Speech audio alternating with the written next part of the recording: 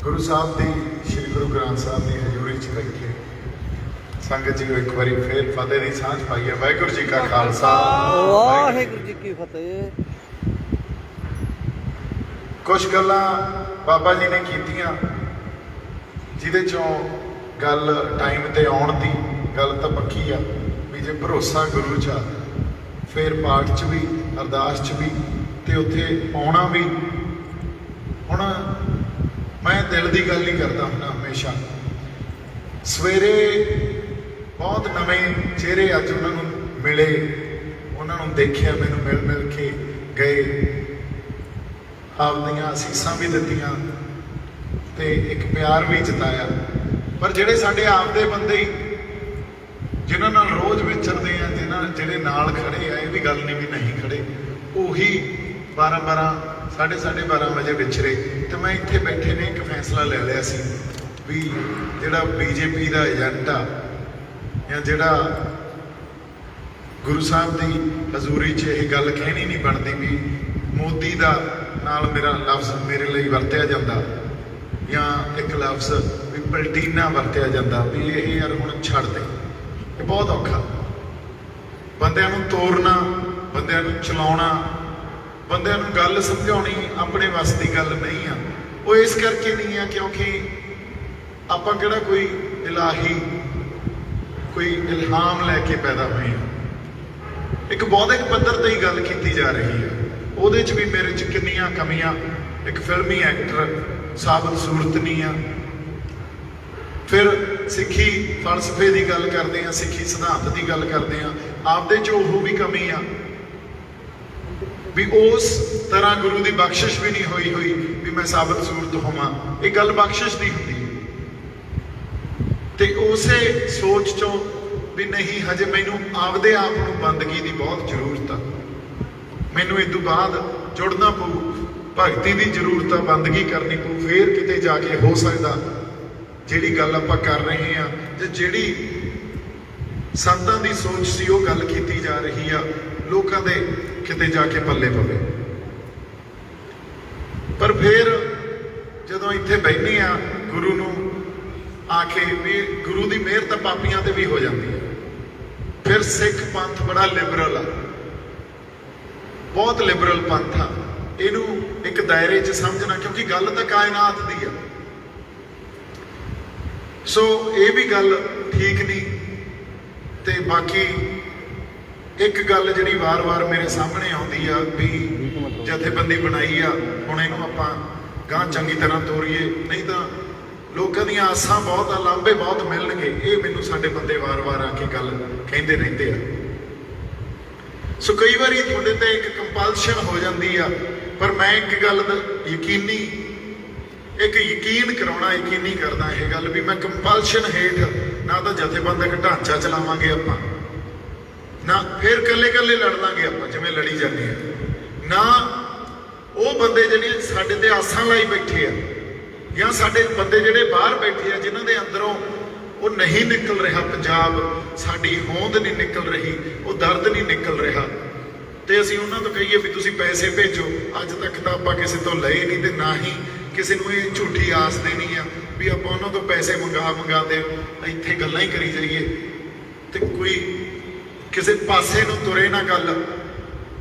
हो सकता है तो पहला ये गल्लां भी वापरनियां होण पर आपां नहीं ये कर सकते। सो गल सच ते खड़ के होगी, जिवें गुरु की बख्शिश होगी उस हिसाब नाल गल करते रहांगे। जिन्नी क समर्था जिन्ने क जोगे असीं हैगे उन्नी क गल करते रहांगे। तो एक बहुत ही छोटा स्टैप आ, इहनूं ये ना समझिए भी आपां राते रात कोई बहुत वड्डा एक कोई इनकलाब लैके आ जाएंगे या जो संतां ने करता सी वो अपने जो समर्था भी आपां कर दांगे।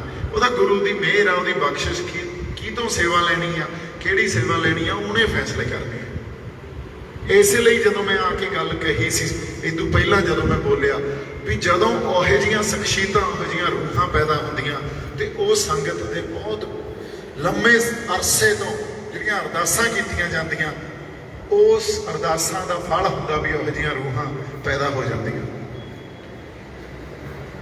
पर अज जिहड़े मकसद लई आपां इकट्ठे होए सी लखीमपुर खेड़ी च जिहड़े साडे बंदे उत्थे ਸਰਕਾਰ ਨੇ ਸ਼ਹੀਦ ਕੀਤੇ, ਸਟੇਟ ਟੈਰਰ ਦੇ ਕਰਕੇ ਸ਼ਹੀਦ ਹੋਏ ਆ, ਬਾਕੀ ਸ਼ਹੀਦ ਹੋਏ ਆ ਕਿਉਂਕਿ ਉਹਨਾਂ ਨੇ ਗੱਡੀਆਂ ਨੂੰ ਹਥਿਆਰ ਵਜੋਂ ਵਰਤਿਆ। ਇਹ ਹਿੱਟ ਐਂਡ ਰਨ ਦਾ ਕੋਈ ਕੇਸ ਨਹੀਂ ਆ ਵੀ ਇਹਨਾਂ ਨੇ ਐਕਸੀਡੈਂਟ ਦਾ ਕੇਸ ਬਣਾ ਦੇਣਾ।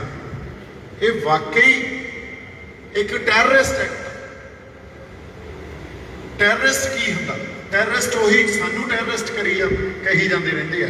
ਟੈਰਰਿਸਟ ਤਾਂ ਉਹ ਬੰਦੇ ਆ ਜਿਹੜੇ ਲੋਕਾਂ 'ਚ ਟੈਰਰ ਪੈਦਾ ਕਰਦੇ ਆ। ਅਸੀਂ ਲੋਕਾਂ 'ਚ ਟੈਰਰ ਪੈਦਾ ਕਰਦੇ ਆ, ਸਾਡੇ ਹੱਥਾਂ 'ਚ ਅਸੀਂ ਤਾਂ ਖਾਲੀ ਹੱਥ, ਸਿਰਫ ਇੱਕ ਆਪਦੀ ਸੋਚ ਲੈ ਕੇ ਜਾ ਰਹੇ ਹਾਂ, ਇੱਕ ਨੈਰੇਟਿਵ ਪੱਧਰ ਤੇ ਹੀ ਗੱਲ ਕੀਤੀ ਜਾ ਰਹੀ ਹੈ। ਪਰ ਇਹ ਆਪਾਂ ਗੱਲ ਕਰਾਂਗੇ ਵੀ ਇਹ ਵੀ ਬਰਦਾਸ਼ਤ ਕਿਉਂ ਨਹੀਂ ਹੋ ਰਹੀ। ਸੋ ਟੈਰਰ ਦਾ ਇਹ ਕ੍ਰੀਏਟ ਕਰਦੇ ਆ, ਕਿਵੇਂ ਦਗੜ ਕੇ ਮਾਰੇ ਉਹ। ਫਿਰ ਸਾਡਾ ਸਿਆਸੀ ਕੈਦੀ ਸੀ ਜਿਹੜਾ ਇੱਕ ਭਾਈ ਸ਼ੇਰ ਸਿੰਘ, ਬਿਨਾਂ ਇਲਾਜ ਤੋਂ ਛੁੱਟੀ ਵੀ ਨਹੀਂ ਦਿੱਤੀ ਗਈ, ਬਿਨਾਂ ਇਲਾਜ ਤੋਂ ਉਹਦੀ ਸ਼ਹਾਦਤ ਹੋਈ। ਸੋ ਗੁਰੂ ਸਾਹਿਬ ਉਹਨਾਂ ਦੀਆਂ ਰੂਹਾਂ ਨੂੰ ਆਪਦੇ ਕੋਲੇ ਜਗ੍ਹਾ ਬਖਸ਼ਣ, ਉਹਨਾਂ ਦੇ ਪਰਿਵਾਰਾਂ ਨੂੰ ਭਾਣਾ ਮੰਨਣ ਦਾ ਬਲ ਬਖਸ਼ਣ, ਇਹੀ ਅੱਜ ਅਰਦਾਸ ਸੀ। ਤੇ ਨਾਲ ਗੱਲਬਾਤ ਜਿਹੜੀ ਕਰਨੀ ਸੀ ਸਰਦਾਰ ਕਰਮਜੀਤ ਹੋਣੀ, ਹੋਰ ਆਪਣੇ ਬਾਈ ਜੀ ਬਾਪੂ ਜੀ ਜਥੇਦਾਰ ਹਵਾਰਾ ਜੀ ਦੇ ਬਾਪੂ ਜੀ, ਫਿਰ ਆਪਣੇ ਬਾਈ ਜਿਹੜੇ ਹਾਂ ਜਸਵਿੰਦਰ ਸਿੰਘ, ਤੇ ਹੋਰ ਸ਼ਖਸੀਅਤਾਂ ਜਿਹੜੀਆਂ ਬਾਬਾ ਜੱਗੀ। ਕਿਉਂਕਿ ਬੜੇ ਸਮੇਂ ਤੋਂ ਇੱਕ ਹੋਰ ਵੀ ਗੱਲ ਮੈਂ ਸੰਗਤ ਨਾਲ ਸਾਂਝੀ ਕਰਦਾ ਵੀ ਇੱਕ ਆਪਣਾ ਪੰਥਕ ਵਿੰਗ ਅਸੀਂ ਬਣਾਉਣ ਦੀ ਸੋਚ ਰਹੇ ਹਾਂ, ਕਿਉਂਕਿ ਮੇਰੀ ਕੋਈ ਪੰਥਕ ਰਿਪਰੈਜ਼ੈਂਟੇਸ਼ਨ ਤਾਂ ਹੈ ਨਹੀਂ। ਸੋ ਬਾਬਾ ਜੱਗੀ ਜਿਹੜੇ ਬੰਦਗੀ ਵਾਲੇ ਸਿੰਘ ਆ, ਗੁਰੂ ਘਰ ਦੀ ਸੇਵਾ ਕੀਤੀ ਆ ਉਹਨਾਂ ਨੇ, ਔਰ ਸੇਵਾ ਵੀ ਇੱਥੋਂ ਤੱਕ ਕੀਤੀ ਆ ਵੀ ਗੋਹੇ ਕੂੜੇ ਤੱਕ ਗੁਰੂ ਘਰ ਦੀ ਸੇਵਾ ਕੀਤੀ ਆ। ਤੇ ਫਿਰ ਕਿਸਾਨੀ ਸੰਘਰਸ਼ 'ਚ ਜੋ ਜਜ਼ਬਾ ਦਿਖਾਇਆ ਉਹ ਸਾਡੇ ਸਾਰਿਆਂ ਦੇ ਸਾਹਮਣੇ ਹੈ। ਗੁਰੂ ਦੀ ਮਿਹਰ ਹੀ ਹੋਈ ਆ, ਗੁਰੂ ਦੀ ਬਖਸ਼ਿਸ਼ ਆ। ਸੋ ਉਹਨਾਂ ਨੂੰ ਇੱਕ ਜੋ ਧਾਰਮਿਕ ਵਿੰਗ ਆਪਾਂ ਬਣਾਈਏ, ਪੰਥਕ ਵਿੰਗ ਬਣਾਈਏ, ਉਹਨਾਂ ਦਾ ਪ੍ਰਧਾਨ ਬਾਬਾ ਜੱਗੀ ਨੂੰ ਲਾਈਏ, ਨਾਲ ਹੋਰ ਸਿੰਘ। ਤੇ ਇਸ ਕਰਕੇ ਇੱਕ ਵਿਚਾਰ, ਇੱਕ ਮਤਾ ਹੀ ਰੱਖਿਆ ਜਾ ਰਿਹਾ। ਤੇ ਜੇ ਸੰਗਤ ਨੂੰ ਇਸ ਗੱਲ ਤੇ ਮਨਜ਼ੂਰੀ ਸੰਗਤ ਚੋਂ ਮਿਲਦੀ ਆ ਤੇ ਫਿਰ ਇਸ ਗੱਲ ਦੀ ਆਪਾਂ ਉਸ ਤੋਂ ਬਾਅਦ ਬਾਬਾ ਜੱਗੀ ਨੂੰ ਪੁੱਛਾਂਗੇ, ਉਹਨਾਂ ਤੋਂ ਇਸ ਗੱਲ ਦੀ ਇਜਾਜ਼ਤ ਲਵਾਂਗੇ ਵੀ ਜੇ ਉਸ ਗੱਲ ਨੂੰ ਤਿਆਰ ਆ ਤੇ ਉਹਨਾਂ ਨੂੰ ਪੰਥਕ ਵਿੰਗ ਦਾ ਆਪਾਂ ਪ੍ਰਧਾਨ ਬਣਾਈਏ, ਤਾਂ ਕਿ ਸਾਡੇ ਪੰਥਕ ਮਸਲਿਆਂ ਤੇ ਜਿਹੜੇ ਉਹ ਆਪਦੇ ਨਾਲ ਹੋਰ 5-7 ਸਿੰਘ ਜਾਂ 5 ਮੈਂਬਰੀ ਜਿਵੇਂ ਸਾਡੀ ਰਵਾਇਤ ਆ, ਉਹਨਾਂ ਨੂੰ ਲੈ ਕੇ ਚੱਲਣ ਤੇ ਪੰਥਕ ਮਸਲਿਆਂ ਤੇ ਉਹ ਸੰਗਤ ਦੇ ਸਾਹਮਣੇ ਹੋਇਆ ਕਰਨ। ਹੁਣ ਜਿਹੜੀ ਗੱਲ ਆਪਾਂ ਅਗਲੀ ਕਰਨੀ ਆ, ਜਿਹੜੀ ਸਭ ਤੋਂ ਇੰਪੋਰਟੈਂਟ ਆ, ਉਹ ਇਹ ਆ ਵੀ ਆਉਣ ਵਾਲੇ ਸਮੇਂ 'ਚ ਜੋ ਹਾਲਾਤ ਬਣਦੇ ਜਾ ਰਹੇ ਆ, ਸਾਡਾ ਨੁਕਸਾਨ ਤਾਂ ਲਗਾਤਾਰ ਹੋ ਰਿਹਾ। ਸਾਡੀ ਨਸਲਕੁਸ਼ੀ ਦੀ ਜਿਹੜੀ ਬਿਰਤੀ ਆ ਉਹ ਇਹਨਾਂ ਘਟਨਾਵਾਂ ਤੋਂ ਵਾਰ-ਵਾਰ ਉਜਾਗਰ ਹੋ ਰਹੀ ਹੈ। ਇਹ ਘਟਨਾਵਾਂ ਸਾਨੂੰ ਵਾਰ-ਵਾਰ ਸੋਚਣ ਲਈ ਮਜਬੂਰ ਕਰ ਰਹੀਆਂ ਜੋ ਅੱਜ ਵਾਪਰ ਰਹੀ। ਜਿਸ ਤਰ੍ਹਾਂ ਦਾ ਨੈਰੇਟਿਵ ਪੱਧਰ ਤੇ ਸਾਡੇ ਸਿੱਖਾਂ ਦੇ ਵਿਰੁੱਧ ਇੱਕ ਬਿਰਤਾਂਤ ਰਚਿਆ ਜਾ ਰਿਹਾ, ਜਿਸ ਤਰ੍ਹਾਂ ਦੀਆਂ ਘਟਨਾਵਾਂ ਜੋ ਸਟੇਟ ਕਰ ਰਹੀ ਹੈ, ਜਿਵੇਂ BSF ਦੀ ਉਹ 15 ਕਿਲੋਮੀਟਰ ਤੋਂ ਵਧਾ ਕੇ 50 ਕਿਲੋਮੀਟਰ ਤੱਕ ਉਹ ਆ ਗਏ, ਜਿਵੇਂ ਸੈਂਟਰ ਸਰਕਾਰ ਇੱਥੇ ਤੁਸੀਂ ਵੇਖੋ ਸਾਡੀ ਜਿਹੜੀ ਪੋਲੀਟੀਕਲ ਕਲਾਸ ਆ, ਪੰਜਾਬ ਦੇ ਸਾਡੇ ਨੇਤਾ ਪੋਲੀਟੀਕਲ ਕਲਾਸ ਜਿਹੜੇ ਵੋਟਾਂ 'ਚ ਖੜੇ ਹੁੰਦੇ ਆ, ਉਹਨਾਂ ਨੂੰ ਵੀ ਟੂਲ ਦੇ ਤੌਰ ਤੇ ਵਰਤਦੇ ਆ। ਪਹਿਲਾਂ ਉਹ ਟੂਲ ਦੇ ਤੌਰ ਤੇ ਵਰਤੇ ਸਰਦਾਰ ਅਮਰਿੰਦਰ ਸਿੰਘ, ਉਹ ਤਾਂ ਜਮਾਂ ਹੀ ਉਹਨਾਂ ਦੀ ਝੋਲੀ 'ਚ ਜਾ ਕੇ ਬਹਿ ਗਏ। ਫਿਰ ਹੁਣ ਜਿਹੜੇ ਅੱਜ ਦੇ ਸਾਡੇ ਮੁੱਖ ਮੰਤਰੀ ਆ, ਉਹ ਆਪਦੀ ਕਿਸੇ ਨਾ ਸਮਝੀ ਚੋਂ ਜਾਂ ਉਹਨਾਂ ਨੂੰ ਕਹਿ ਲਓ ਉਹ ਇਨੋਸੈਂਸ ਚੋਂ, ਕਿਉਂਕਿ ਉਹਨਾਂ ਕੋਲੇ ਵੀ ਪੋਲੀਟੀਕਲ IQ ਜਾਂ ਉਹਨਾਂ ਸਮਝ ਨਹੀਂ ਆ, ਉਹਨਾਂ ਨੂੰ ਐਂ ਲੱਗਦਾ ਮੈਨੂੰ ਮੁੱਖ ਮੰਤਰੀ ਲਾਦਾ ਮੈਂ ਪਤਾ ਨਹੀਂ ਕੀ ਕੁਛ ਕਰ ਦੂੰਗਾ। ਉਹਨਾਂ ਨੂੰ ਇਹ ਨਹੀਂ ਪਤਾ ਵੀ ਤੁਹਾਡੇ ਪੁਰਾਣਿਆਂ ਨੂੰ ਮੁੱਖ ਮੰਤਰੀ ਲਾ ਇਹਨਾਂ ਨੇ ਕੀ ਕੁਛ ਕਰਤਾ। ਡੋਰ ਤਾਂ ਉਹਨਾਂ ਦੇ ਹੱਥ 'ਚ, ਤੁਸੀਂ ਕੀ ਕਰ ਲਓਗੇ। ਤੁਹਾਡੇ ਕੋਲੇ ਚੰਗੀ ਇੱਕ ਸੋਚ ਵੀ ਆ ਜਾਂ ਤੁਸੀਂ ਕਰਨਾ ਚਾਹੁੰਦੇ ਹੋ ਕਰ, ਤੁਸੀਂ ਵੀ ਕੁਛ ਨਹੀਂ ਸਕਦੇ, ਕਿਉਂਕਿ ਪਾਵਰ ਨੂੰ ਇੰਨਾ ਸੈਂਟਰਲਾਈਜ਼ ਕੀਤਾ ਹੋਇਆ। ਪਾਵਰ ਨੂੰ ਇਹ ਰੱਖਦੇ ਹੀ ਆਪਦੇ ਕੋਲੇ ਆ, ਦਿੱਲੀ ਤੋਂ ਚਲਾਉਂਦੇ ਆ। ਅਸੀਂ ਕੀ ਕਰ ਲਾਂਗੇ? ਸਾਡੇ ਬੰਦੇ ਚੰਗੀ ਸੋਚ ਵਾਲੇ ਵੀ ਕੀ ਕਰ ਲੈਣਗੇ? ਕੁਛ ਨਹੀਂ ਕਰ ਸਕਦੇ। ਸੋ ਬੜੀ ਲੰਗੜੀ ਜੀ ਇੱਕ ਜਿਹੜੀ ਫੌਜਦਾਰੀ ਦਿੰਦੇ ਆ ਇਹ, ਜਿਹਦੇ ਪਿੱਛੇ ਵੋਟਾਂ 'ਚ ਅਕਾਲੀ ਕਾਂਗਰਸ ਆਮ ਆਦਮੀ ਪਾਰਟੀ ਜਿਹਦੇ ਪਿੱਛੇ ਲੜੀ ਜਾਂਦੀ ਆ, ਉਹ ਬੜੀ ਲੰਗੜੀ ਜੀ ਫੌਜਦਾਰੀ ਆ, ਤੇ ਉਹਦੀ ਡੋਰ ਕਿਹਦੇ ਹੱਥ ਆ, ਤੇ ਸਾਡੇ ਬੰਦੇ ਇਹਦੇ ਪਿੱਛੇ ਆਪਸ ਚ ਲੜੀ ਜਾਂਦੇ ਆ। ਹੁਣ ਅਸੀਂ ਜਿਹੜੀ ਗੱਲ ਕਰ ਰਹੇ ਹਾਂ, ਅਸੀਂ ਉਸ ਸਿਸਟਮ 'ਚ ਰਹਿ ਰਹੇ ਹਾਂ। ਮੌਜੂਦਾ ਸਮਾਜਿਕ ਰਿਐਲਿਟੀ ਆ, ਜਿਹੜੀ ਸਮਾਜਿਕ ਜਾਂ ਸੋਸ਼ਲ ਰਿਐਲਿਟੀ ਜਿਹਨੂੰ ਕਹਿੰਦੇ ਆ, ਉਹ ਆ ਜਿਹੜੀ ਅੱਜ ਦੇ ਸਿਸਟਮ 'ਚ ਜਿੱਥੇ ਅਸੀਂ ਰਹਿ ਰਹੇ ਹਾਂ, ਜਿਹੜੀ ਲਗਾਤਾਰ ਬਦਲ ਰਹੀ ਹੈ। ਇਸ ਗੱਲ ਨੂੰ ਸਮਝਣ ਦੀ ਜ਼ਰੂਰਤ ਆ, ਗੰਭੀਰਤਾ ਨਾਲ ਇਹਨੂੰ ਸਮਝੋ। ਇਹ ਸਿਸਟਮ ਮੈਜੋਰਿਟੀ ਚਲਾਉਂਦੀ ਆ, ਇੱਥੇ ਹਰ ਜਿਹੜੀ ਇਕਾਈ ਆ ਉਹ ਮੈਜੋਰਿਟੀ ਦੇ ਹਿਸਾਬ ਨਾਲ ਚੱਲਦੀ ਆ। ਸੋ ਇਸ ਕਰਕੇ ਜਿਹੜਾ ਸੱਭਿਆਚਾਰ, ਕੋਈ ਵੀ ਸੱਭਿਆਚਾਰ ਹੋਵੇ ਚਾਹੇ, ਉਹ ਇਸ ਸਿਸਟਮ ਦੇ ਅੱਗੇ ਅੜਦਾ, ਜਾਂ ਜਿਨ੍ਹਾਂ ਦੀ ਕੋਈ ਧਾਰਮਿਕ ਹੋਂਦ ਅੜਦੀ ਆ, ਉਹਨੂੰ ਇਹ ਜਾਂ ਤਾਂ ਅਸਿਮੀਲੇਟ ਕਰ ਦਿੰਦੇ ਆ ਜਾਂ ਐਲੀਮੀਨੇਟ ਕਰ ਦਿੰਦੇ ਆ। ਹੁਣ ਜਿਹੜੇ ਅੱਜ ਕਹਿੰਦੇ ਆ ਵੀ SGPC ਦੀਆਂ ਚੋਣਾਂ ਲੜੋ, ਸਰਕਾਰ ਕਹਿੰਦੀ ਆ ਆਓ ਲੜੋ, ਇਹੀ ਤਾਂ ਅਸੀਂ ਚਾਹੁੰਦੇ ਆ, ਤੁਸੀਂ ਸਾਡੇ 'ਚ ਅਸਿਮੀਲੇਟ ਹੋ। ਜਿਹੜੇ ਕਹਿੰਦੇ ਆ ਵੋਟਾਂ 'ਚ ਖੜੇ ਹੋ ਕੇ ਅਸੀਂ ਕੁਝ ਕਰ ਲਾਂਗੇ, ਹੁਣੇ ਹੀ ਆਪਾਂ ਫੌਜਦਾਰੀ ਦੀ ਗੱਲ ਕੀਤੀ ਆ, ਇੱਕ ਲੰਗੜੀ ਜੀ ਫੌਜਦਾਰੀ ਆ, ਵੋਟਾਂ 'ਚ ਖੜੇ ਹੋ ਕੇ ਵੀ ਇਹੀ ਚਾਹੁੰਦੀ ਆ ਸਰਕਾਰ ਵੀ ਇੱਕ ਪਾਸੇ ਆਪਣਾ ਸੰਘਰਸ਼ ਚੱਲ ਰਿਹਾ ਹੋਵੇ, ਇਹਨਾਂ ਨੂੰ ਵੋਟਾਂ ਲਈ ਨਹੀਂ ਖਿੱਚੋ। ਸੋ ਉੱਥੇ ਅਸੀਂ ਜੇ ਅਸਿਮੀਲੇਟ ਵੋਟਾਂ 'ਚ ਜਾ ਕੇ ਹੋ ਜਾਂਦੇ ਆ। ਜਿਹੜੇ ਨਹੀਂ ਹੁੰਦੇ, ਜਿਹੜੇ ਕਹਿੰਦੇ ਨਾ ਤਾਂ ਅਸੀਂ SGPC ਦੀਆਂ ਚੋਣਾਂ 'ਚ, ਤੇ ਨਾ ਅਸੀਂ ਜਿਹੜੀਆਂ ਮੇਨ ਸਟ੍ਰੀਮ ਪੋਲਿਟਿਕਸ ਦੀਆਂ ਚੋਣਾਂ ਹੁੰਦੀਆਂ, ਵੋਟ ਜਿੱਥੇ ਪੈਂਦੀ ਆ ਉੱਥੇ ਰਹਿ ਕੇ ਸੰਘਰਸ਼ ਲੜਨਾ, ਉਹ ਬੰਦੇ ਅੜ ਜਾਂਦੇ ਆ ਇਸ ਸਿਸਟਮ ਦੇ ਸਾਹਮਣੇ, ਉਹਨਾਂ ਨੂੰ ਫਿਰ ਐਲੀਮੀਨੇਟ ਕਰਦੇ ਤੇ ਇਕੱਠੇ ਚੱਲਦੇ ਆ। ਜਿਹੜੇ ਅੱਜ ਕਹਿ ਰਹੇ ਆ ਨਾ ਫਰਸ਼ੀਵਾਦ ਨੂੰ ਹਰ ਇਵਨ ਕਾਮਰੇਡ ਧਿਰ ਵੀ ਇਹ ਕਹਿ ਰਹੀ ਆ ਫਰਸ਼ੀਵਾਦ, ਪਰ ਫਰਸ਼ੀਵਾਦ ਨੂੰ ਡਿਫਾਈਨ ਨਹੀਂ ਕਰ ਰਹੇ। ਫਰਸ਼ੀਵਾਦ ਹੁੰਦਾ ਕੀ ਹੈ? ਵਾਕਈ ਫਰਸ਼ੀਵਾਦ ਚੱਲ ਰਿਹਾ ਕਿਸੇ ਵੇਲੇ ਇੰਦਰਾ ਗਾਂਧੀ ਨੇ ਚਲਾਇਆ ਸੀ, ਅੱਜ ਉਹ BJP ਸਰਕਾਰ ਚਲਾ ਰਹੀ ਆ, ਸਟੇਟ ਨਾਲ ਸਾਥ ਦਿੰਦੀ ਆ, ਤੇ ਇਹ ਅਸਿਮੀਲੇਸ਼ਨ ਵੀ ਆਪਸ 'ਚ ਮਿਲਾ ਲਓ ਜਾਂ ਇਹਨਾਂ ਨੂੰ ਮਾਰ ਦਿਓ, ਇਹ ਇਕੱਠੇ ਚਲਾਉਂਦੇ ਆ। ਜਿਹੜੇ ਬੰਦੇ ਅਸਿਮੀਲੇਟ ਹੋਣ ਲਈ ਤਿਆਰ ਰਹਿੰਦੇ ਆ ਉਹਨਾਂ ਨੂੰ ਅਸਿਮੀਲੇਟ ਕਰ ਲੈਂਦੇ ਆ, ਜਿਹੜੇ ਅੜ ਜਾਂਦੇ ਆ ਉਹਨਾਂ ਨੂੰ ਐਲੀਮੀਨੇਟ ਕਰ ਦਿੰਦੇ ਆ। ਸੋ ਸਾਡੇ ਵਿਰੁੱਧ ਜੋ ਅੱਜ ਸਾਜ਼ਿਸ਼ਾਂ ਘੜੀਆਂ ਜਾ ਰਹੀਆਂ, ਜਿਸ ਤਰ੍ਹਾਂ ਦੀ ਇੱਕ ਨਫ਼ਰਤ ਫੈਲਾਈ ਜਾ ਰਹੀ ਹੈ, ਆ ਤੁਸੀਂ ਹੁਣ ਸ਼੍ਰੀ ਗੁਰੂ ਗ੍ਰੰਥ ਸਾਹਿਬ ਵਾਲੀ ਬੇਅਦਬੀ ਤੋਂ ਹੀ ਹਿਸਾਬ ਲਾ ਲਓ, ਉਹਨੂੰ ਕਿਵੇਂ ਪ੍ਰਚਾਰਿਆ ਜਾ ਰਿਹਾ, ਮੌਬ ਲਿੰਚਿੰਗ, ਨੈਸ਼ਨਲ ਮੀਡੀਆ ਦੇਖ ਲਿਓ ਕਿਵੇਂ ਪ੍ਰਚਾਰਦਾ। ਸੋ ਇਹ ਜਿਹੜੀ ਨਫ਼ਰਤ ਆ ਨਾ, ਇਹਨੇ ਪ੍ਰਤੱਖ ਰੂਪ 'ਚ ਨਹੀਂ ਪ੍ਰਗਟ ਹੋਣਾ ਹੁੰਦਾ, ਇਹਨੇ ਕਿਸੇ ਇੱਕ ਘਟਨਾ ਨਾਲ, ਬਾਬਾ ਜੀ ਕੋਈ ਗੱਲ ਕਰਨੀ ਹੈ? ਨਹੀਂ ਮੈਂ ਕੋਈ ਗੱਲ ਨਹੀਂ ਜੀ, ਮੇਰਾ ਕਈ ਵਾਰੀ ਧਿਆਨ ਜਾਂਦਾ ਵੀ ਕੋਈ ਗੱਲ ਨਾ ਕਰਨੀ ਹੋਵੇ।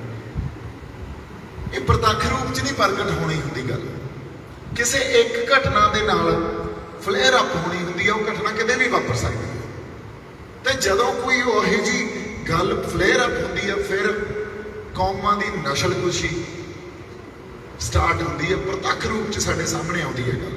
ਉਹੀ ਗੱਲਾਂ ਵਾਪਰ ਰਹੀਆਂ। ਅੱਜ ਹਾਲਾਤ ਇਹ ਬਣ ਗਏ ਵੀ ਅੱਜ ਦਾ ਸੈਕੂਲਰ ਧਿਰ, ਅੱਜ ਦਾ ਲੈਫਟ ਜਿਹਨੂੰ ਕਾਮਰੇਡ ਕਹਿੰਦੇ ਆ, ਸੈਕੂਲਰ ਜਿਹਨੂੰ ਧਰਮ ਨਿਰਪੱਖਤਾ ਵਾਲੇ ਲੋਕ ਆ ਨਾ, ਜਿਹੜੇ ਕਹਿੰਦੇ ਆ ਇਨਸਾਨੀਅਤ ਦੀ ਗੱਲ ਕਰੋ। ਯਾਰ ਤੁਸੀਂ ਕੀ ਗੱਲ ਕਰਦੇ ਹੋ ਵੀ ਅਸੀਂ ਸਿੱਖ, ਵੀ ਸਿੱਖ ਇਨਸਾਨੀਅਤ ਤੋਂ ਪਰੇ ਆ?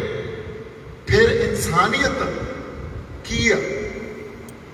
ਦੁਨੀਆ ਕੀ ਸਾਜੀ ਗਈ ਹੈ? ਦੁਨੀਆ ਤਾਂ ਇਹੀ ਸਾਜੀ ਗਈ ਹੈ ਨਾ ਵੀ ਹਰ ਤਰ੍ਹਾਂ ਦੀ ਡਾਇਵਰਸਿਟੀ, ਵਿਆਪਕਤਾ, ਕਿਤੇ ਹਿੰਦੂ ਆ, ਕਿਤੇ ਈਸਾਈ ਆ, ਕਿਤੇ ਮੁਸਲਮਾਨ ਆ, ਕਿਤੇ ਸਿੱਖ ਆ।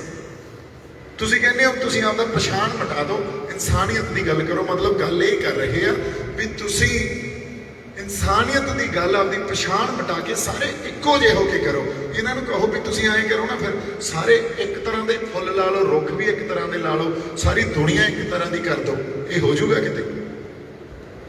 ਖੂਬਸੂਰਤੀ ਇਹ ਹੈ ਨਾ ਡਾਇਵਰਸਿਟੀ, ਵਿਆਪਕਤਾ ਦੀ। ਤੇ ਜੇ ਵਿਆਪਕਤਾ ਖੂਬਸੂਰਤੀ ਆ, ਫਿਰ ਅਸੀਂ ਆਪਦੀ ਫਲਸਫੇ ਨੂੰ, ਆਪਦੀ ਹੋਂਦ ਨੂੰ ਬਚਾ ਕੇ ਜੇ ਇਨਸਾਨੀਅਤ ਦੀ ਗੱਲ ਕਰੀਏ, ਇਹੀ ਕੁਦਰਤ ਆ, ਇਹੀ ਤਾਂ ਸੰਘਰਸ਼ ਆ ਸਾਡਾ। ਤੁਸੀਂ ਸਾਡੇ ਪਛਾਣ ਨੂੰ ਮਿਟਾ ਕੇ ਗੱਲ ਕਰ ਰਹੇ ਹੋ, ਇਨਸਾਨੀਅਤ ਦੀ ਗੱਲ ਕਰੋ, ਤੇ ਸਾਡੀ ਪਛਾਣ ਨੂੰ ਮਿਟਾ ਕੇ ਕਿਉਂ? ਅਸੀਂ ਅੱਜ ਤੱਕ ਇਨਸਾਨੀਅਤ ਦੇ ਉਲਟ ਕਿਉਂ ਕੀ ਕਰਤਾ? ਸਾਡੇ ਤਾਂ ਜਿੰਨੇ ਸੰਘਰਸ਼ ਹੋਏ ਆ, ਜਿੰਨਾ ਇਤਿਹਾਸ ਆ, ਪਿਆ ਹੀ ਸਾਰਾ ਇਨਸਾਨੀਅਤ ਦੇ ਹੱਕ 'ਚ, ਇਨਸਾਨੀਅਤ ਦੇ ਖਾਤੇ 'ਚ।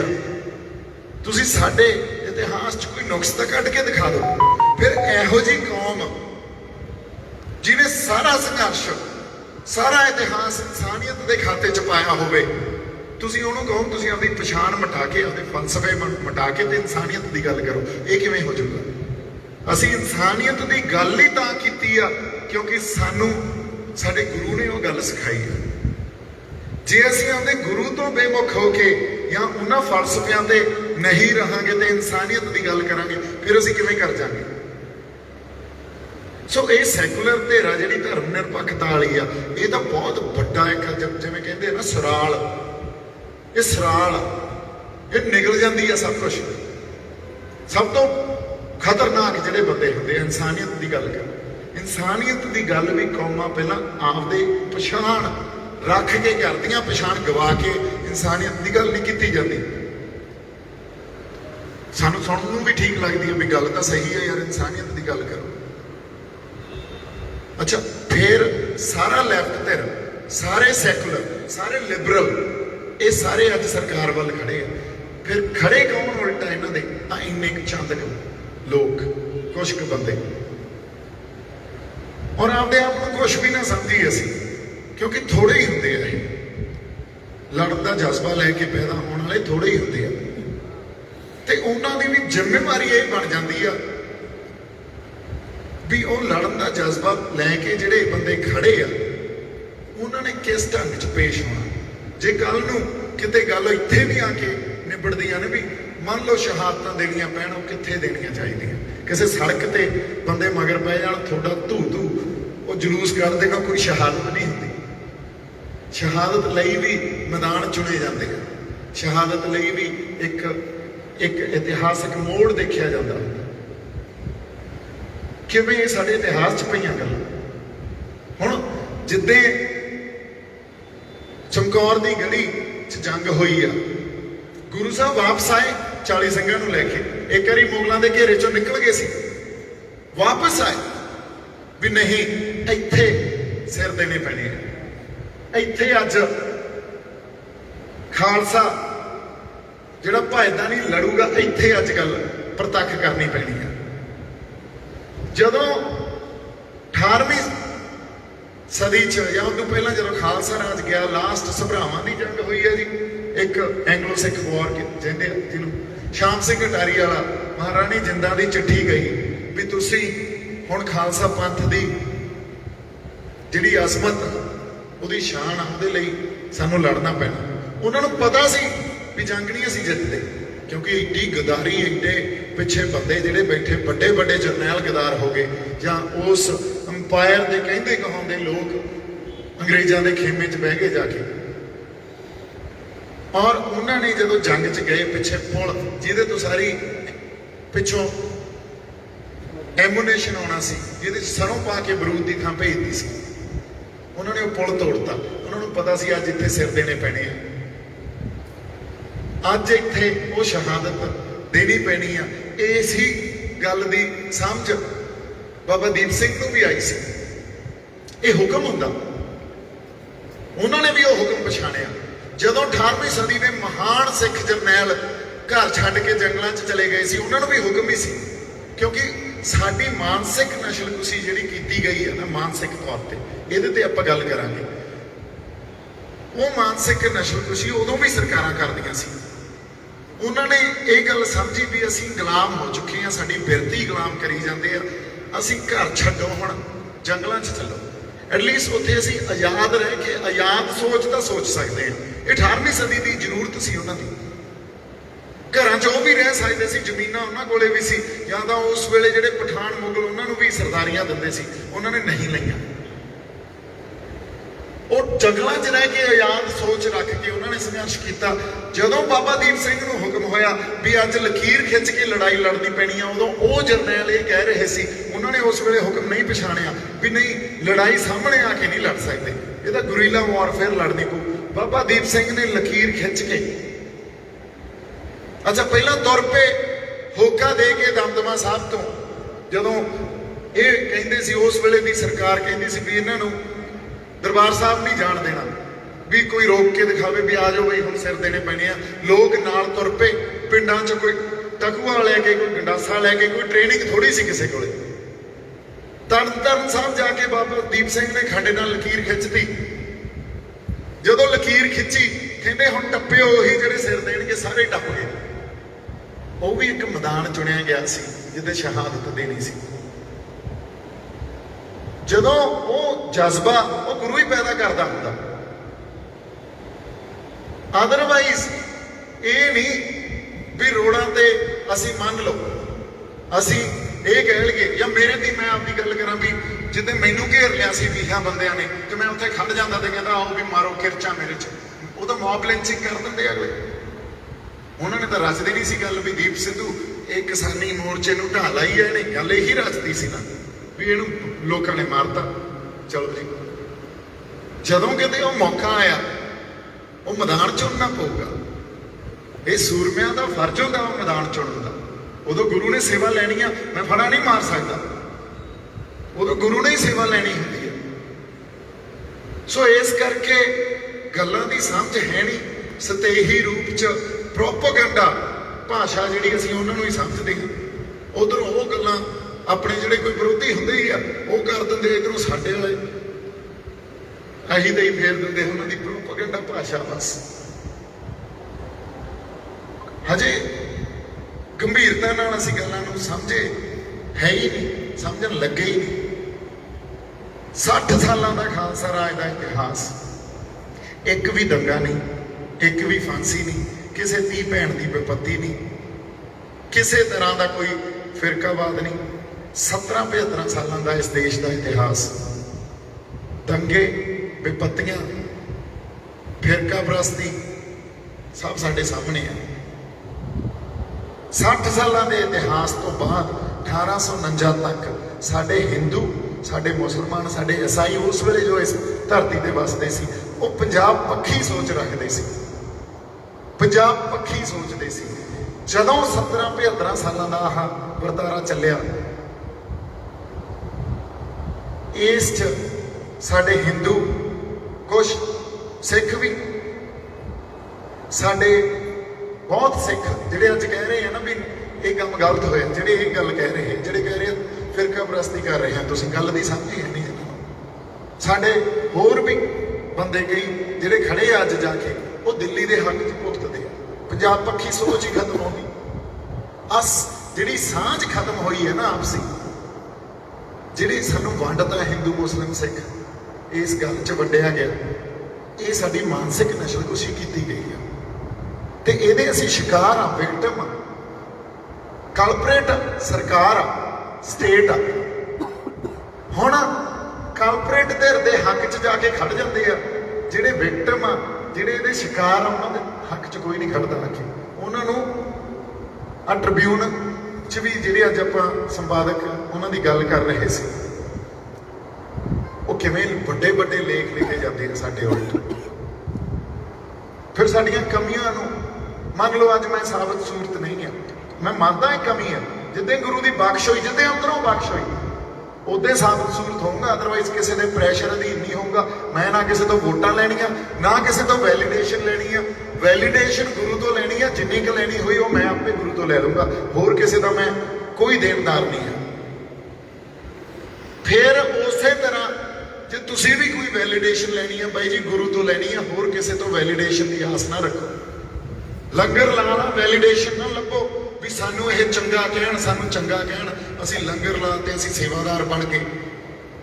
ਤੁਹਾਡੇ ਉਸ ਅੰਸ਼ ਨੂੰ ਜਦੋਂ ਤੱਕ ਤੁਸੀਂ ਸੇਵਾਦਾਰ ਹੋ, ਘਰ ਦਾ ਨੌਕਰ ਕਿਵੇਂ ਹੁੰਦਾ, ਉਹਨੂੰ ਤਾਂ ਚੰਗਾ ਕਹਿਣਗੇ ਹੀ। ਇਹ ਘਰ ਦਾ ਨੌਕਰ ਜਿਹੜਾ ਹੁੰਦਾ, ਜਦੋਂ ਰੋਟੀ ਪਾਣੀ ਚੰਗੀ ਬਣਾਉਂਦਾ, ਉਹਨੂੰ ਐਂ ਹੁੰਦਾ ਵੀ ਇੱਕ ਵਾਰੀ ਯਾਰ ਮੇਰਾ ਮਾਲਕ ਇਹ ਕਹਿ ਦੇ ਵੀ ਯਾਰ ਅੱਜ ਤਾਂ ਰੋਟੀ ਬਹੁਤ ਸਵਾਦ ਬਣਾਈ ਹੈ। ਸਾਡੀ ਬਿਰਤੀ ਉਹ ਕਰੀ ਜਾਂਦੇ ਆ, ਸਾਡੇ ਦੂਜੇ ਅੰਸ਼ ਨੂੰ ਸਮਝਦੇ ਹੀ ਨਹੀਂ। ਦੂਜੇ ਅੰਸ਼ ਨੂੰ ਇਹਨਾਂ ਨੇ ਪ੍ਰਵਾਨ ਵੀ ਨਹੀਂ ਕਰਨਾ। ਫਿਰ ਅਸੀਂ ਤਾਂ ਇੱਕ ਪੈਕੇਜ ਆ, ਜੇ ਸਾਨੂੰ ਸੇਵਾ ਕਰਨੀ, ਲੰਗਰ ਲਾਉਣੇ ਗੁਰੂ ਨੇ ਸਿਖਾਏ ਆ, ਵੀ ਗੁਰੂ ਨੇ ਹੀ ਸਿਖਾਇਆ, ਪਰ ਇਸ ਗੱਲ ਨੂੰ ਨਹੀਂ ਇਹਨਾਂ ਨੇ ਪ੍ਰਵਾਨ ਕਰਨਾ। ਸੋ ਜਿਹੜਾ ਇੱਕ ਅਸਿਮੀਲੇਸ਼ਨ ਤੇ ਐਲੀਮੀਨੇਸ਼ਨ ਇਕੱਠਿਆਂ ਤੁਰ ਰਹੀ ਹੈ ਨਾ, ਇਹ ਜਿਹੜੇ ਵਰਤਾਰੇ ਵਾਪਰ ਰਹੇ ਆ ਅੱਜ ਫਰਸ਼ੀਵਾਦ ਨੇ ਕਲਮੀਨੇਟ ਕਿੱਥੇ ਹੋਣਾ ਜਾ ਕੇ? ਫਰਸ਼ੀਵਾਦ ਨੇ ਕਲਮੀਨੇਟ ਹੋਣਾ ਹੁੰਦਾ ਨਸ਼ਲਕੁਸ਼ੀ ਤੇ। ਉਦੋਂ ਤੱਕ ਬੰਦਿਆਂ ਦੇ ਸਮਝ ਨਹੀਂ ਆਉਂਦੀ ਹੁੰਦੀ ਗੱਲ, ਉਦੋਂ ਤੱਕ ਬੰਦਿਆਂ ਨੂੰ ਐਂ ਲੱਗਦਾ ਹੁੰਦਾ ਵੀ ਨਹੀਂ ਯਾਰ ਇਹ ਕਿਵੇਂ ਹੋ ਸਕਦਾ। ਜਦੋਂ ਵਾਪਰ ਜਾਂਦੀਆਂ ਗੱਲਾਂ ਉਦੋਂ ਫਿਰ ਜਿਹੜੇ ਕਹਿੰਦੇ ਹੁੰਦੇ ਆ ਇਹ ਕਿਵੇਂ ਹੋ ਸਕਦਾ, ਉਹ ਕਹਿੰਦੇ ਵੀ ਹਾਂ ਯਾਰ ਗੱਲ ਦੱਸ, ਅਸੀਂ ਤਾਂ ਨੁਕਸਾਨ ਬਹੁਤ ਕਰਾ ਲਿਆ ਆਪਦਾ। ਤੇ ਜਿਹੜੇ ਬੰਦੇ ਅੱਜ ਸਾਡੇ ਵਿਰੁੱਧ ਲੱਗੇ ਹੋਏ ਆ, ਜਦੋਂ ਉਹ ਕਿਉਂਕਿ ਉਹਨਾਂ ਦੀ ਵੀ ਇੱਕ ਮਾਨਸਿਕ ਅਵਸਥਾ ਤਿਆਰ ਕੀਤੀ ਜਾ ਰਹੀ ਹੈ ਨਾ। ਫਰਸ਼ੀਵਾਦ ਕੀ ਕਰਦਾ? ਉਹ ਲੋਕਾਂ ਨੂੰ ਭੜਕਾਉਂਦਾ, ਇੱਕ ਖਾਸ ਕਿਸੇ ਵਰਗ ਦੇ ਪ੍ਰਤੀ ਭੜਕਾਹਟ ਪੈਦਾ ਕੀਤੀ ਜਾਂਦੀ ਹੈ। ਪਹਿਲਾਂ ਇਹ ਭੜਕਾਹਟ ਮੁਸਲਮਾਨ ਭਾਈਚਾਰੇ ਦੇ ਉਲਟ ਪੈਦਾ ਕੀਤੀ ਗਈ, ਪਰ ਕਿਸਾਨੀ ਮੋਰਚੇ ਤੋਂ ਇਹ ਮੁਸਲਮਾਨ ਭਾਈਚਾਰੇ ਦੇ ਸੂਈ ਜਿਹੜੀ ਅਟਕੀ ਸੀ ਉਹ ਹੁਣ ਸਿੱਖਾਂ ਵੱਲ ਨੂੰ ਆ ਗਈ ਕਿਸਾਨੀ ਮੋਰਚੇ ਕਰਕੇ।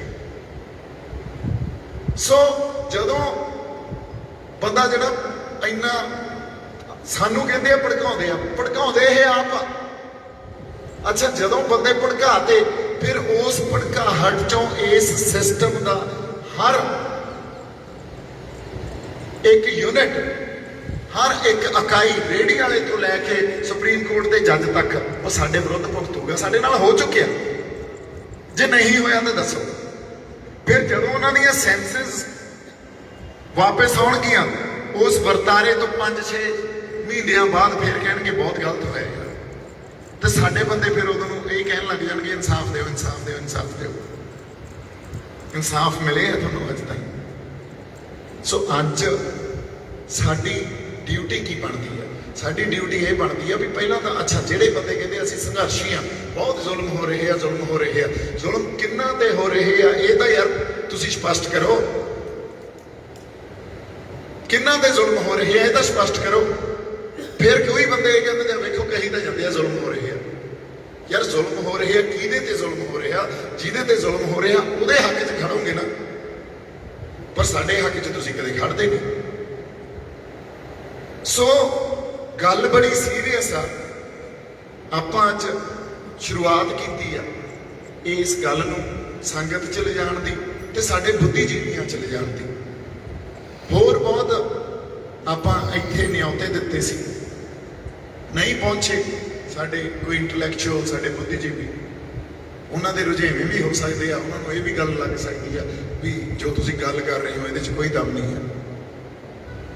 ਪਰ ਗੱਲ ਇਹ ਆ, ਵਾਪਰਨਾ ਕੀ ਆ ਉਹ ਅਕਾਲ ਪੁਰਖ ਵਾਹਿਗੁਰੂ ਨੂੰ ਪਤਾ। ਅਸੀਂ ਸਾਡੇ ਮਸਲਿਆਂ ਨੂੰ, ਘਟਨਾਵਾਂ ਨੂੰ ਕਿਸੇ ਸਤੇਹੀ ਰੂਪ 'ਚ ਜੇ ਸਮਝੀ ਗਏ, ਸਾਨੂੰ ਇਹਦੇ 'ਚ ਗਹਿਰਾ ਉਤਰਨਾ ਪੈਣਾ, ਥੋੜਾ ਜਿਹਾ ਡੂੰਘਾ ਉਤਰਨਾ ਪੈਣਾ, ਫੇਰ ਸਮਝਣੇ ਪੈਣੀਆਂ ਗੱਲਾਂ। ਕਿਉਂਕਿ ਸਾਡੇ ਨਾਲ ਬੜਾ ਕੁਝ ਵਾਪਰ ਗਿਆ, ਹੋਰ ਨਾ ਵਾਪਰੇ ਇਹ ਗੱਲ ਸਾਨੂੰ ਸਮਝਣੀ ਪੈਣੀ ਆ। ਜਾਂ ਸਾਡਾ ਨੁਕਸਾਨ ਤਾਂ ਦਿਨ ਬ ਦਿਨ ਹੋ ਹੀ ਜਾਂਦਾ, ਕਈ ਤਰ੍ਹਾਂ ਦਾ ਨੁਕਸਾਨ ਸਾਨੂੰ ਸਾਹਮਣੇ ਦਿਖ ਜਾਂਦਾ, ਕਈ ਤਰ੍ਹਾਂ ਦਾ ਨੁਕਸਾਨ ਸਾਨੂੰ ਦੀਂਦਾ ਨਹੀਂ, ਉਹ ਚੱਲ ਰਿਹਾ। ਤੁਹਾਡੀ ਮਾਨਸਿਕ ਨਸ਼ਲਕੁਸ਼ੀ ਵੀ ਚੱਲ ਰਹੀ ਹੈ, ਲਗਾਤਾਰ ਚੱਲ ਰਹੀ ਹੈ। ਸਾਡੇ ਘਰਾਂ 'ਚ ਆਪਦੇ ਬੰਦੇ ਹੀ ਵੀ ਨਹੀਂ ਆ ਕੀ ਕਰੀ ਜਾਂਦੇ ਹੋ ਯਾਰ, ਤੁਸੀਂ ਕਿੱਧਰ ਨੂੰ ਤੁਰ ਪਏ?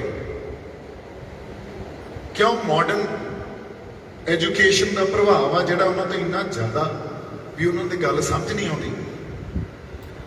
ਸੋ ਇਸ ਕਰਕੇ ਆਪਾਂ ਕਿਸੇ ਨੂੰ ਨਿੰਦਣ ਵਾਸਤੇ ਥੋੜੀ ਇਕੱਠੇ ਹੋਏ ਸੀ ਨਾ, ਆਪਾਂ ਕੋਈ ਵੈਰ ਵਿਰੋਧ 'ਚੋਂ ਇਕੱਠੇ ਹੋਏ। ਸਾਡਾ ਤਾਂ ਜਜ਼ਬਾ ਹੀ ਇਹ ਆ ਵੀ ਅਸੀਂ, ਸਾਡੇ ਜਿਹੜੇ ਸੰਘਰਸ਼ੀ ਯੋਧੇ ਸੀ ਉਹ ਜੰਗ ਦੇ ਵਿੱਚ ਹੁੰਦੇ ਹੋਏ ਵੀ ਨਿਰਵੈਰ ਹੁੰਦੇ ਸੀ।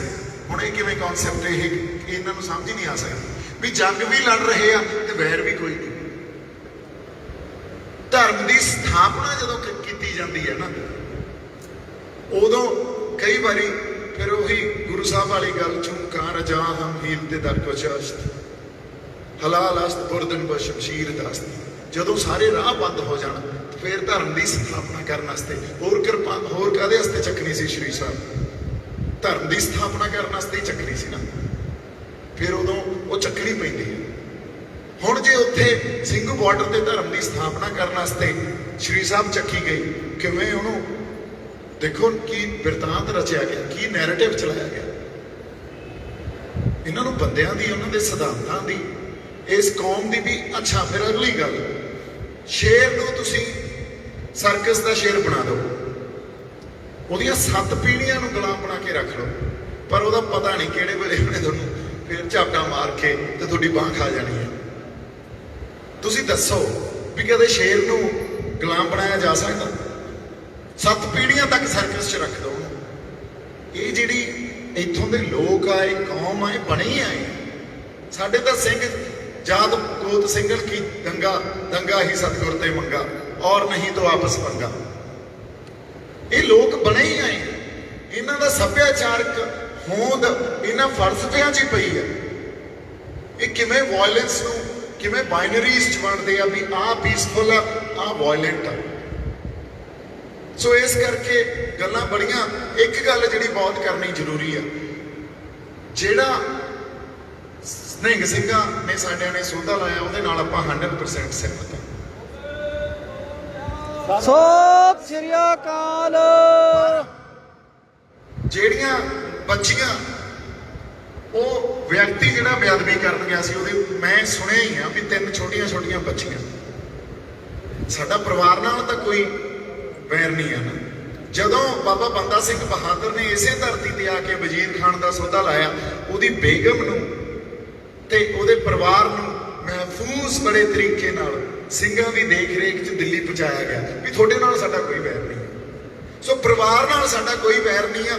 ਪਰਿਵਾਰ ਨਾਲ ਸਾਨੂੰ ਉਲਟਾ ਖੜਨਾ ਚਾਹੀਦਾ, ਉਹਨਾਂ ਦੀਆਂ ਬੱਚੀਆਂ ਦੀ ਹੈਲਪ ਕਰਨੀ ਚਾਹੀਦੀ ਹੈ, ਕਿਉਂਕਿ ਸਾਡੀ ਕੋਲੇ ਇਹੀ ਦਿਆਲੂ ਹੋਣਾ ਹੀ ਤਾਂ ਸਿੱਖੀ ਆ।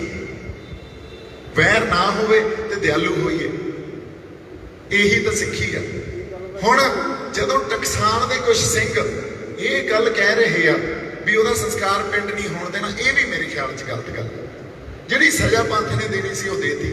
ਹੁਣ ਉਸ ਤੋਂ ਬਾਅਦ ਜੋ ਪਰਿਵਾਰ ਦੀ ਇੱਕ ਰੋਹ ਰੀਤ ਆ, ਉਹ ਉਹਨਾਂ ਨੂੰ ਕਰਨ ਦਿੱਤੀ ਜਾਣੀ ਚਾਹੀਦੀ ਹੈ। ਬੱਚੀਆਂ ਦੇ ਨਾਲ ਵੀ ਸਾਨੂੰ ਖੜਨਾ ਚਾਹੀਦਾ, ਆਰਥਿਕ ਤੌਰ ਤੇ ਵੀ, ਤੇ ਆਪਾਂ ਉਹਨਾਂ ਦੀ ਪੜ੍ਹਾਈ ਲਿਖਾਈ ਬਾਰੇ ਵੀ ਕੁਝ ਸਾਨੂੰ ਕਰਨਾ ਚਾਹੀਦਾ। ਇਸ ਗੱਲ ਤੇ ਬਹੁਤ ਬੰਦਿਆਂ ਦੇ ਸਾਡੇ ਹੋ ਸਕਦਾ ਇਹ ਗੱਲ ਹਜੇ ਨਵੀਂ ਲੱਗੇ, ਓਪਰੀ ਲੱਗੇ, ਪਰ ਆਪਦੀਆਂ ਤੁਸੀਂ ਖਾਲਸਾਈ ਰੋਹ ਰੀਤਾਂ 'ਚ ਤਾਂ ਜਾਓ ਵਾਪਸ। ਕਿੰਨੀਆਂ ਉਦਾਹਰਨਾਂ ਇਹੋ ਜਿਹੀਆਂ ਪਈਆਂ ਵੀ ਦੋਸ਼ੀਆਂ ਨੂੰ ਸਜ਼ਾ ਦੇ ਕੇ ਤੇ ਪਰਿਵਾਰਾਂ ਨੂੰ ਕਿਵੇਂ ਸਿੰਘਾਂ ਨੇ ਸਾਂਭਿਆ।